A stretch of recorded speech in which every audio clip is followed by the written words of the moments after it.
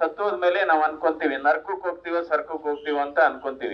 ಮೇಲ್ಗಡೆ ಹೋಗ್ತಾನೆ, ಅಲ್ಲಿ ಚಿತ್ರಗುಪ್ತ ಅಂತ ಇರ್ತಾನೆ. ಅವನು ಹೇಳ್ತಾನೆ, ನೋಡಪ್ಪ ಇಲ್ಲಿ 2 ವಿಭಾಗ ಇದೆ, ಒಂದು ನರಕದ ವಿಭಾಗ, ಒಂದು ಸ್ವರ್ಗದ ವಿಭಾಗ, ಹೋಗ್ ನೋಡು ಅಂತ ಹೇಳ್ತಾನೆ. ಆಯ್ತು ಒಂದ್ಸರಿ ನೋಡ್ಕೊ ಬಂದ್ಬಿಡ್ತೀನಿ, ಹಾಕ್ಬೇಕು ಸ್ವರ್ಗಕ್ಕೆ ಹಾಕ್ಬೇಕು ಅಂತ. ಫಸ್ಟ್ ಹೋಗಿ ನರಕ ನೋಡ್ಕೊತಾನೆ. ಅಲ್ಲಿ ಹೋಗಿ ನೋಡಿದ್ರೆ chicken biryani, mutton biryani, sweet, dance ಎಲ್ಲ ಇರುತ್ತೆ. ಚಿತ್ರಗುಪ್ತನ ಹತ್ರ ಚೆನ್ನಾಗಿದೆ ನರಕ, ಆದ್ರೂ ಒಂದ್ಸರಿ ನಾನ್ ಸ್ವರ್ಗ ನೋಡ್ಬಿಡ್ತೀನಿ ಅಂತ ಹೇಳ್ತಾನೆ.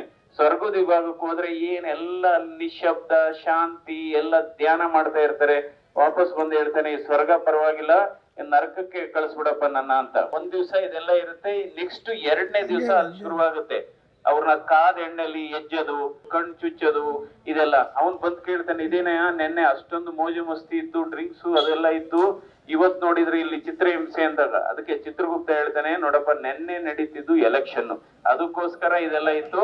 ಎಲೆಕ್ಷನ್ ಮುಗಿದೋಗಿದೆ, ನಮ್ಮ ಆಟ ಶುರುವಾಗಿದೆ ಅಂತ ಹೇಳ್ತಾನೆ.